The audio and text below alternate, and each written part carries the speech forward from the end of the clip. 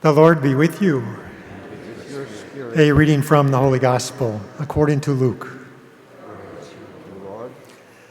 While Jesus was going through a field of grain on a Sabbath, his disciples were picking the heads of grain, rubbing them in their hands and eating them. Some Pharisees said, "Why are you doing what is unlawful on the Sabbath?" Jesus said to them in reply, "Have you not read what David did when he and those who were with him were hungry? How he went into the house of God, took the bread of offering, which only the priests could lawfully eat, ate of it, and shared it with his companions. Then he said to them, 'The Son of Man is Lord of the Sabbath.'" The Gospel of the Lord.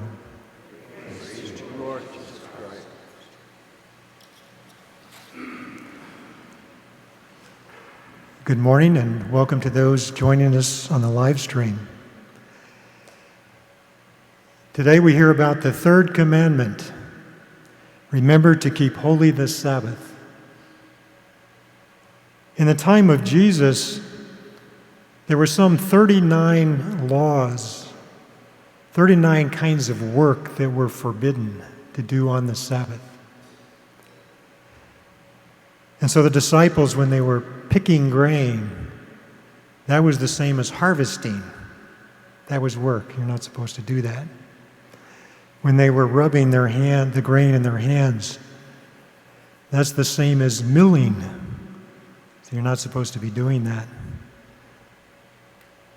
So in our gospel, Jesus tries to explain to the Pharisees the correct understanding of the Sabbath, which is a day that is supposed to be set aside to worship God and to rest. Now for us Christians, the Jews, the Sabbath is on Saturday. For Christians, we've moved that to Sunday, kind of to honor the day that Christ rose from the dead. And so for Catholics, this is supposed to be on Sunday, a day for the Lord, a day of rest. Our primary focus should be on Christ and on the celebration of the Mass. It's a time when we gather together as a community, spend time together as a family of faith with other Catholics. And then, yes, God, when he finished creating the world, he rested. And so we too, on Sunday, on what we call the Lord's Day, worship God, but then also to rest. So for us, what work should not be done on Sunday? A few decades ago, many of you will remember, we used to have the blue laws. Pretty much the whole town was shut down on Sunday. The grocery stores were closed, the shopping places, everything was closed. It's kind of a forced day of rest. It's not so today. Today we need much more individual discipline and planning in order to keep holy the Lord's Day and to rest. So maybe the first thing is to determine what kind of work is necessary and what kind of work is unnecessary on Sunday. For example, is shopping necessary? Shopping on that particular day? Probably not. How about doing laundry? On that particular day? Probably not. How about doing yard work? Maybe not on that particular day. How about a doctor working on Sunday? Maybe that's a necessary chore. How about cooking a meal? Well, we got to eat, so maybe that's necessary. Or something in the house, maybe a faucet breaks. Maybe it's necessary that we fix that, even though it's a Sunday. Or even mowing the lawn of an elderly neighbor, or any work of charity Certainly, that kind of work is appropriate, even on a Sunday.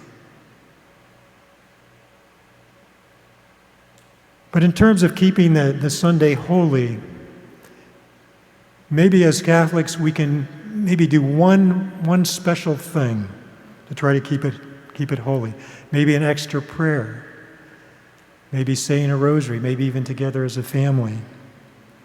Maybe looking at the Sunday readings ahead of time and spend a little bit of time reflecting on them. Something that we don't normally do in the rest of the week. Maybe listening to a Catholic radio show. Maybe even listening to our parishioner Phil Keller's podcast. Or even just spending more time together as a family. Maybe watching a faith-based movie together. Simple things, but require planning ahead. Elsewhere in the Gospel of Mark, we read that the Sabbath was made for man, not man for the Sabbath. God established the Sabbath for our own benefit, to take a break from our labors and to rest, and to keep a day reserved for the Lord. And when we do, we have more time to spend with God, more time to spend with our family.